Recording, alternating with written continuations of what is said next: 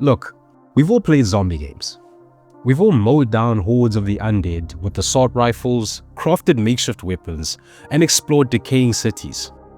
But there is exactly one game that turns the simple act of survival into a high-stakes, adrenaline-fueled art form. I'm talking about the precise moment when your watch beeps, the sky turns pitch black, and you realize you are no longer the apex predator. You are the prey. Today on Controller Culture, we are skipping the objective reviews, we are throwing away the standard retrospectives, and we are talking about pure, unadulterated video game perfection. Because let's be entirely real for a second. Techland didn't just make a good survival game back in 2015. They created an absolute masterpiece. And it's time we talk about exactly why Dying Light still sits on an undefeated throne.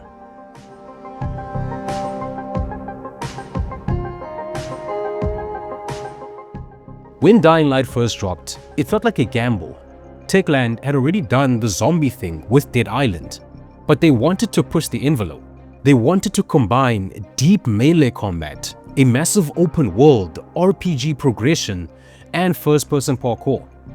Now, on paper, mixing all of those elements together sounds like a recipe for a clunky, over-ambitious mess. But against all odds, everything clicked perfectly. What we got wasn't just another post-apocalyptic playground. We got the fictional city of Harran, a beautifully tragic sandbox that remains one of the most immersive open worlds ever crafted in gaming history. From the moment you drop into the shoes of GRE operative Kyle Crane, the game hooks its teeth into you and refuses to let go. It's a masterclass in atmosphere, a triumph of mechanical design, and a rare example of a game where the developers clearly poured their hearts into every single street corner, combat animation, and narrative beat. If you love this game as much as I do, you know it's not just great, it's legendary. And if you haven't played it in a while, let me remind you why this game is an undisputed king.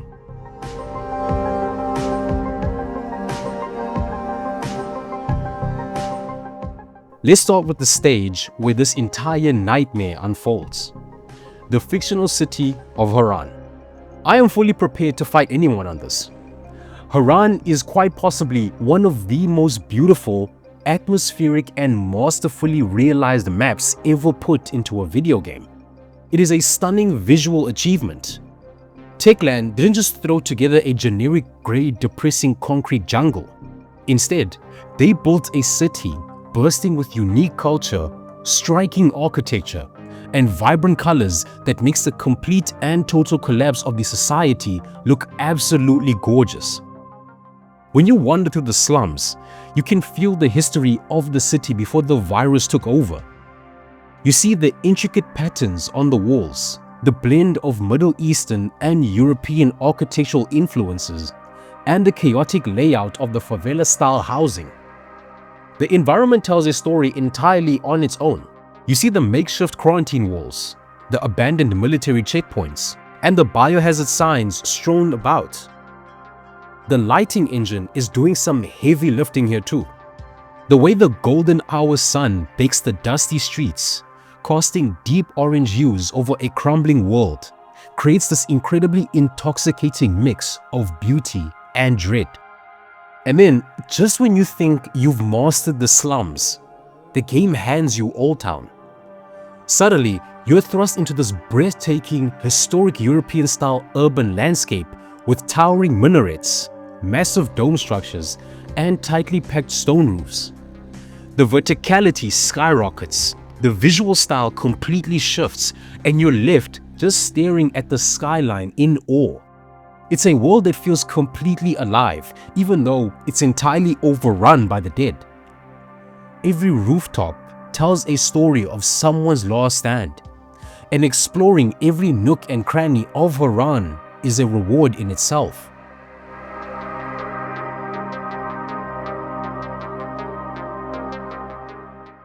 But a gorgeous city means absolutely nothing if navigating it feels like a chore. And this brings us to the element that truly elevates Dying Light to legendary status: the movement. The first-person parkour in this game is without a shadow of a doubt absolute peak. Before this game, first-person platforming was notoriously difficult to pull off. It usually felt floaty, disorienting, or incredibly restrictive. But Techland absolutely cracked the code. Movement in Dying Light is absolutely kinetic, fluid, and brilliantly intuitive. You don't just press a button to automatically sprint across a rooftop. You feel the weight of Kyle Crane. You feel the momentum building up with every step. When you run, vault over a car hood, grab onto a rusted ledger, and swing yourself up onto a balcony, it feels intensely satisfying. The game turns the entire city of Harran into your personal jungle gym.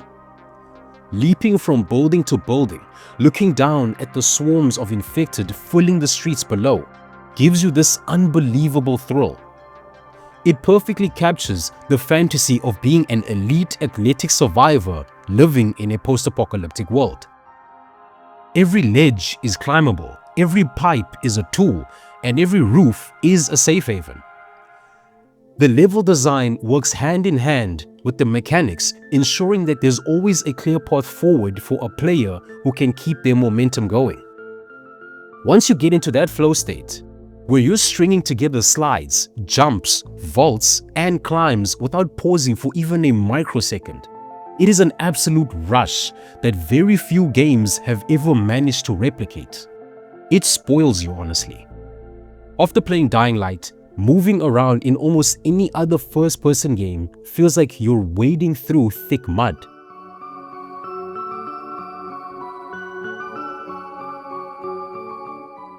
Now, you can't run forever.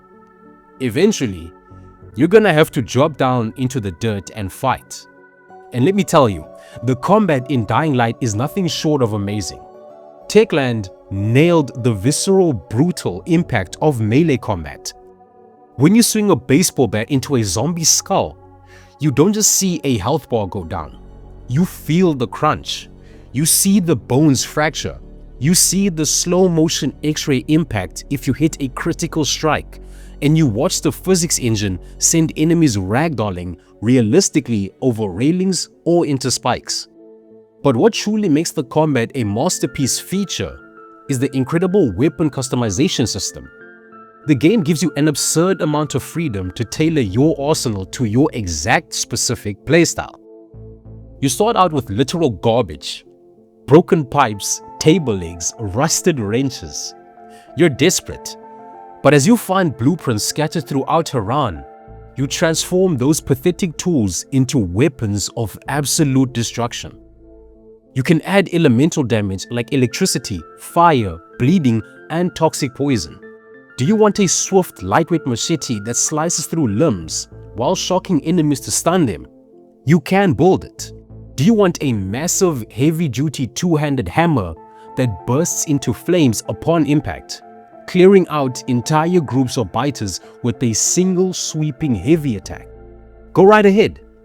The crafting loop feels deeply rewarding because every piece of duct tape, every battery, and every aerosol can you scavenge directly translates into making you a more creative, lethal survivor.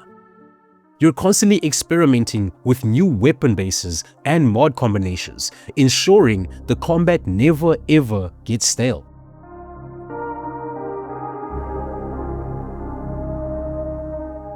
Of course, incredible combat mechanics need great enemies to unleash them on. And the enemy design in Dying Light is brilliant. The game doesn't just throw a homogeneous wall of flesh at you. It features a carefully thought out hierarchy of variants that completely alter how you approach any given situation.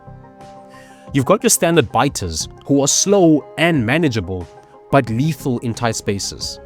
Then you have the virals, the freshly turned infected who retain human speed and agility. The second a viral screams and starts sprinting after you, scaling walls at your exact pace, the panic sets in. You've got the massive goons carrying giant concrete rebar clubs, forcing you to time your dodges perfectly, and the towering demolishers that act like literal tanks, charging through walls and throwing chunks of earth at you.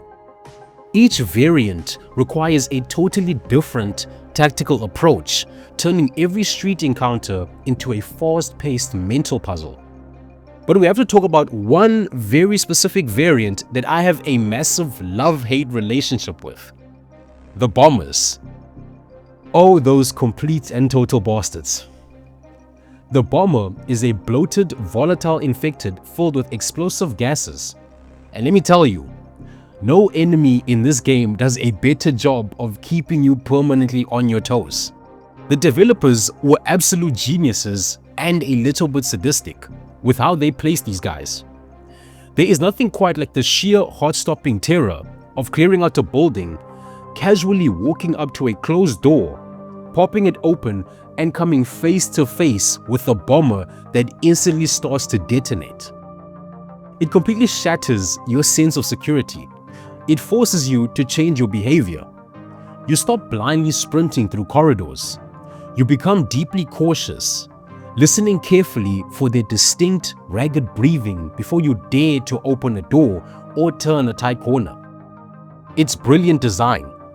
It infuses a constant sense of tension and horror into the gameplay loop, ensuring you never get too comfortable in your own skin.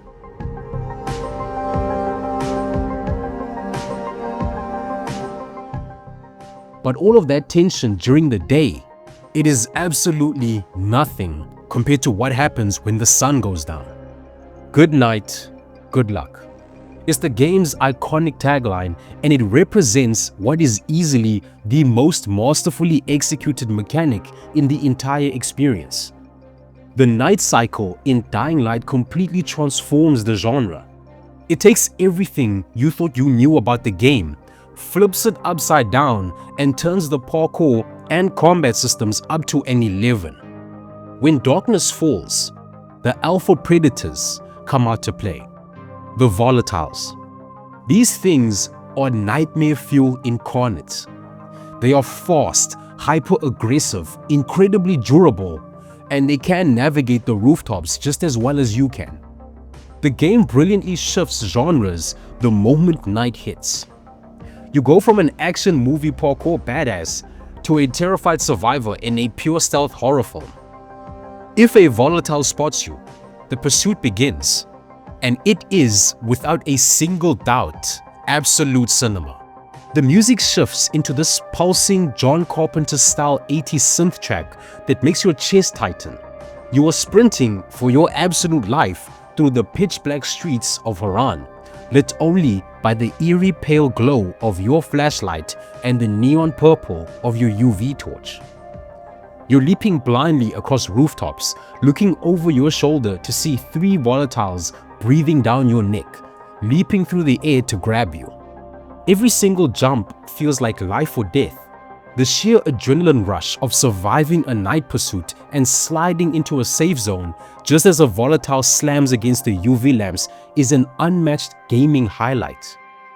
It is an unforgettable experience that perfectly executes the terrifying reality of a post-apocalyptic world.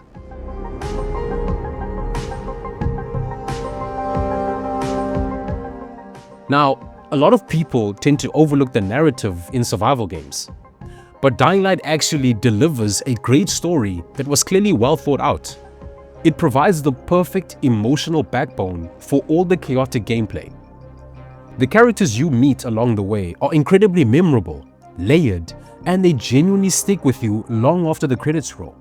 You actually care about the survival of the tower.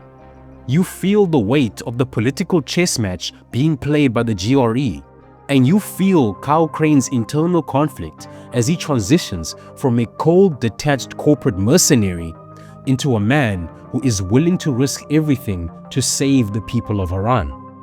And a huge reason why the story works so well is because a great hero needs an equally compelling foil.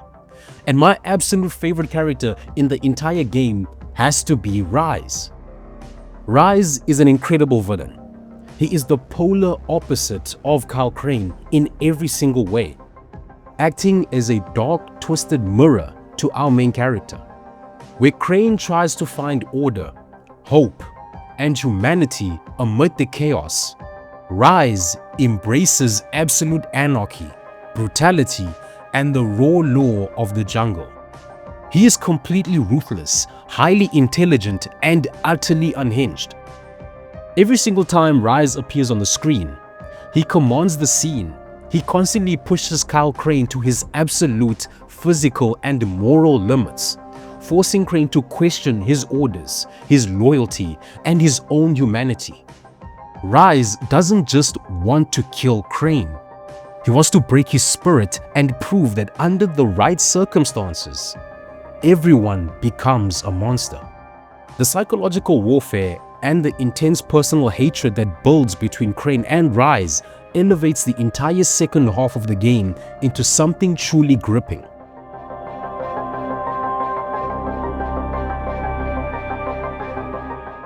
To pull off all these incredible feats, the game relies on a fantastic progression system built around 3 distinct skill trees: Survivor, Agility, and Power. You earn experience naturally by just playing the game. Want to level up your agility? Do some parkour. Want to level up your power? Cave in some zombie skulls. It's elegant and incredibly rewarding. Now look, the skill tree in this game is undeniably great, but I'll be the first to admit, it's not completely perfect. It has one hilarious flaw that I actually kind of love, even if it breaks the survival horror vibe. The one thing that gets a bit ridiculous is just how utterly, absurdly overpowered Kyle Crane becomes once you max out the skill trees and start tapping into those legend levels. By the end of the game, even if you are playing on the brutal nightmare difficulty, bro just becomes an absolute menace for the biters.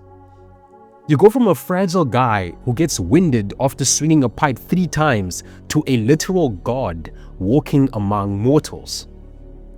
You have infinite stamina, you can sprint infinitely, your grappling hook zipping around the city like you're Batman, snapping zombie necks in a split second, and vaulting over crowds just to execute a devastating ground pound that shatters the concrete.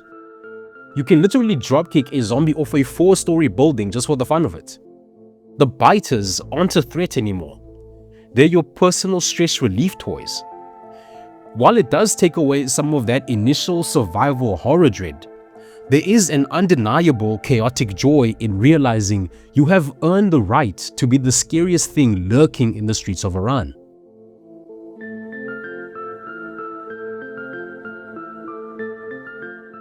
When you look at the big picture, the jaw-dropping beauty of Harran's architecture, the flawless fluid movement of peak parkour, the visceral satisfaction of the custom weapon combat, the terrifying masterclass of the night cycle, and a story driven by a legendary villain, it becomes painfully obvious. Dying Light isn't just a great game from 2015. It is a timeless masterpiece that pushed the boundaries of what an open-world survival game could achieve. Over a decade later, it still plays better, feels more atmospheric, and offers more pure, unadulterated fun than the vast majority of modern games trying to capture the same magic. It is a game made by people who loved what they were building, and that passion bleeds through every single frame of the experience. But hey, I want to hear from you guys. What was your absolute favorite weapon build? Did you love or hate those door-opening bastard bombers as much as I did? And do you still get chills when that night watch starts beeping? Drop your thoughts, your favorite memories, and your wildest run stories in the comments below. If you enjoyed this passionate deep dive into why Dying Light is an absolute masterpiece, make sure to smash the like button, share the video, and subscribe to Controller Culture for a lot more gaming discussions just like this one. Good night, good luck out there, and as always, I'll see you all in the next one.